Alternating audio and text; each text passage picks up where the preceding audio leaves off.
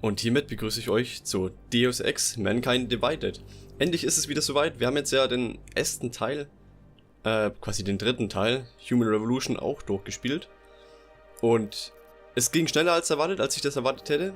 Da ist auch schon quasi dieser Teil draußen, also der Mankind Divided.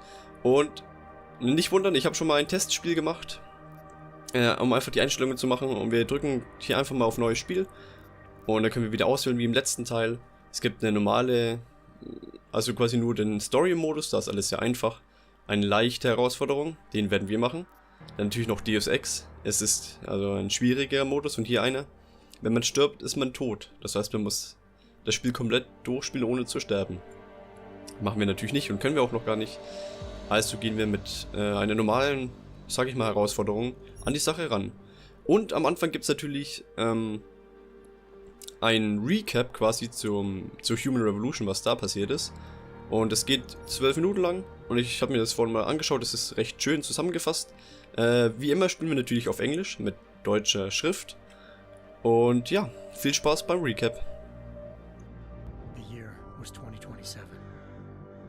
Advances in biotechnology were helping people improve their physical and mental abilities to an amazing degree. Provided, of course, they had enough money. A new breed of people was emerging, half human, half machine. And in Detroit, at least, not everyone was happy to see it. I'd just landed a job as head of security at Sarif Industries, a cutting-edge biotech firm. David Sarif himself handpicked me for the job, said he needed me to keep his people safe. My ex, Megan Reed, was one of them. Brilliant neuroscientist, Megan had found a way to make augmentation safe and affordable for everyone. All she had to do was present her research to Congress. But the night before her big meeting, my security measures failed. A team of Black Op mercenaries stormed into Sarif headquarters, massacring everyone in sight. 3 of the mercs were heavily augmented walking tanks. Their mission? Take out Megan and her team. I tried to stop them, but their leader tossed me through a plate glass wall. Last thing I heard as his bullets slammed into my brain was Megan's dying scream. I should have died with her. Only I didn't. High-end military-grade enhancements saved my life. The best augmentation Sarif's money could buy. It took me half a year to get a feel for her. Should have taken longer. But 6 months into my recovery, Sarif Industries was attacked again. This time, by a radical group of pro-human purists. Violent, militant, and fanatically opposed to human augmentation. They claimed to be members of Humanity Front, a non-profit organization that wanted the UN to limit biotechnology research. The thugs broke into Sarif's factory and found machinists working overtime on a top-secret military augment called the Typhoon. Sarif sent me to retrieve it, and when I did, I found one of the so-called purists next to it, wired with cerebral implants, trying to download its classified specs. Obviously, something more was going on. The Aug killed himself before I could question him. Sarif ordered me to dig deeper, so with the help of Frank Pritchard, Sarif's head of cybersecurity, I did. Turns out a second hacker had been controlling the Aug's actions from somewhere off-site. Pritchard and I tracked his signal to a secret FEMA internment camp in Detroit. The Black Op mercenaries were there. The same mercs who'd left me for dead 6 months before. Figured they'd try again when they saw me. It wasn't so easy for them this time. I took out the tank named Barrett, even got him to give me a new lead. A penthouse apartment in China. Of course, we both knew it would be a trap in the end.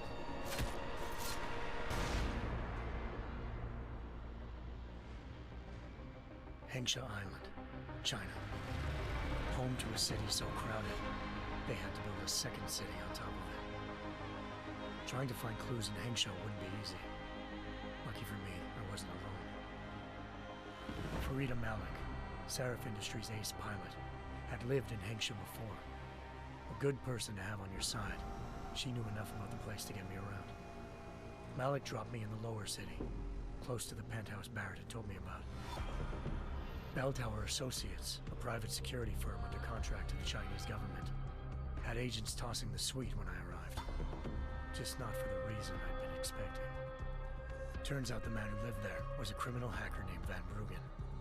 The same hacker who'd been remotely controlling the AUG in Sarah's factory. Van Bruggen's panicked decision to force the man to commit suicide had been a mistake. Now his mercenary partners were gunning for him, and I needed to find him before they did. Locating Van Bruggen meant playing nice with the triads, Hengsha's organized crime lords. They had the hacker holed up inside a low-rent capsule hotel. By the time I found him, Van Bruggen had no qualms giving up the woman who hired him. Zhao Yunru, president of the Taiyang Medical Corporation. According to Van Bruggen, Zhao wanted to monopolize the augmentation industry and had hired Black Op mercenaries to destabilize her competition. Seraph Industries was at the top of her list. To prove this, I needed to get inside TYM and grab a surveillance hologram off a server. I suspected Van Bruggen was hiding something when he told me this, but nothing could have prepared me for what I saw. Megan wasn't dead. She and her 4 best researchers had been kidnapped, spirited away somewhere while their kidnappers made it look like they were dead. Desperate to learn more, I confronted Zhao in her penthouse. She claimed to be a pawn in a bigger plan, and hinted at a group so powerful it controlled global interests at a whim. Then she slipped into a panic room and hit the alarm, forcing me to make a very quick exit. I figured Zhao was lying, but part of her confession made sense. David Saraf had been worried about his people. So worried, he'd required all of them to have subdermal locator devices surgically implanted. The GPOs would have been broadcasting the day of the attack. But Zhao said a single call to Picus, the world's leader in global 24-hour satellite news, had turned those signals off. I needed to fly to Picus headquarters in Montreal if I wanted to learn more.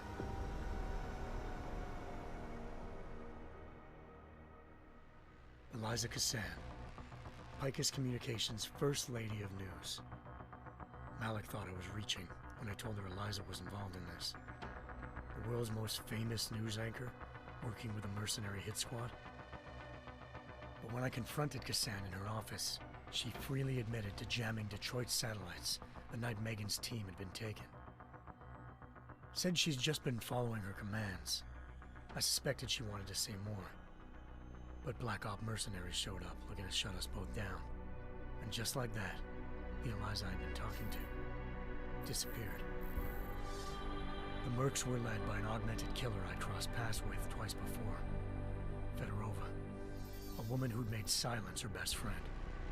She waited for me to track Eliza's transmission to a secret server room underneath the Picus complex, then jumped me from behind. A deadly fight ensued. I made sure she never moved silently again. With Fedorova down and no one left to keep Eliza quiet, she reappeared. Turns out Picus's First Lady of News wasn't a lady at all. She was a sophisticated AI program, engineered to monitor data streams and control what people believed. Eliza told me the mercs had brought in a Humanity Front doctor named Isaiah Sandoval to remove the scientist's implanted tracking devices while Detroit's satellites were down. She also told me to speak to David Saraf if I wanted to learn more. By the time Malik and I got back to Detroit, tensions between normal and augmented citizens had reached a flashpoint. Riots were breaking out in several cities, and the UN was being urged to intervene. Saraf was trying hard to convince Hugh Darrow, the inventor turned philanthropist who'd once been a leading proponent of enhancement technologies, to help stop a possible regulatory vote. Saraf had a lot riding on Darrow. Megan's discovery would have given millions of people the chance to evolve beyond their normal human abilities, and at the same time catapulted Saraf Industries to the top of the Fortune 500.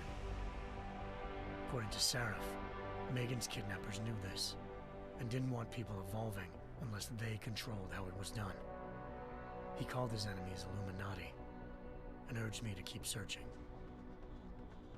Determined to do so, I tracked down Sandoval via America's most outspoken augmentation opponent, Bill Taggart, Sandoval's boss and founder of Humanity Front.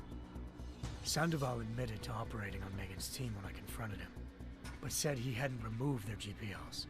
He'd merely switched them to a different frequency. Pritchard was able to trace one of the signals to China. Malik and I immediately took off in pursuit. Unfortunately, the Illuminati were one step ahead.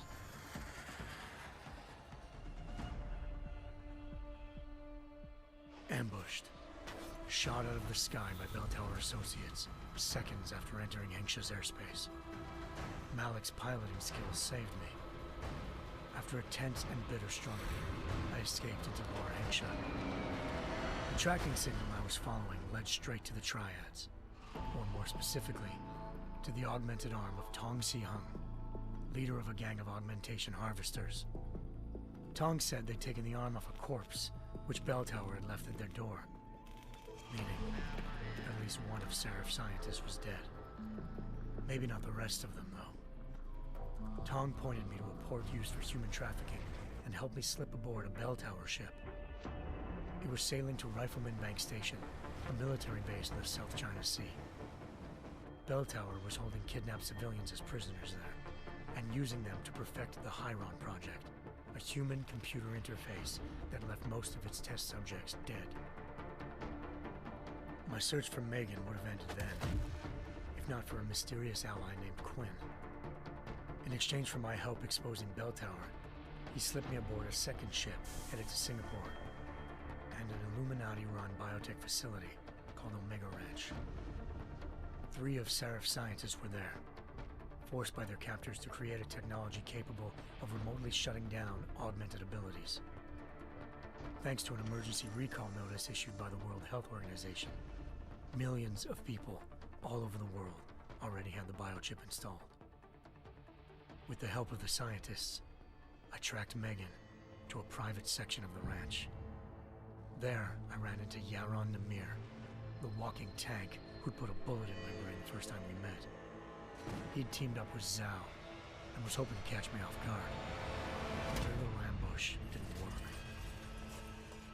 I found Megan in a suite belonging to Hugh Darrow, the billionaire philanthropist who'd Seraph had called on for help. Darrow had convinced her to go along with the biochip plan by promising to sabotage the tech. As she was explaining this, Darrow appeared in a global broadcast, telling the world that augmentations would be the death of mankind. Then he activated the biochips to prove his point. All over the world, augmented people flew into a killing frenzy. Darrow had betrayed everyone, and it was up to me to set things right. To do it, I had to reach Panchaea, a massive installation in the Arctic Ocean. As I raced through corridors built by an all-augmented workforce, I saw death and destruction firsthand. By the time I shut down Darrow's broadcast, I knew the damage he'd done. Still, humanity's future remained unclear. How would the world react to this sabotage? Would people ever regain their faith in augmentations again? What would be the Illuminati's next move? Only time could give us the answers.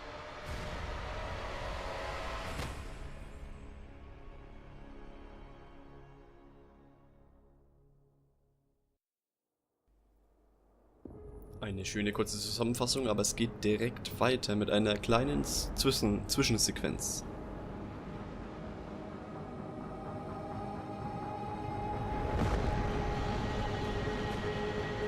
I once thought I could save the world. Now look at it.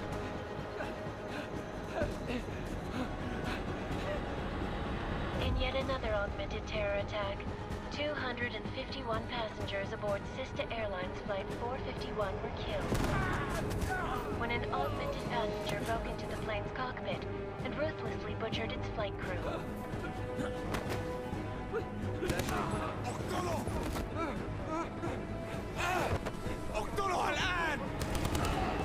Details recovered from the black box recorder suggest that the man may have been suffering flashbacks to the Aug incident.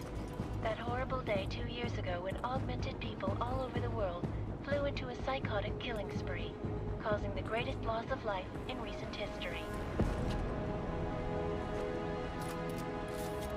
Sometimes you just have to let go and embrace what you've become.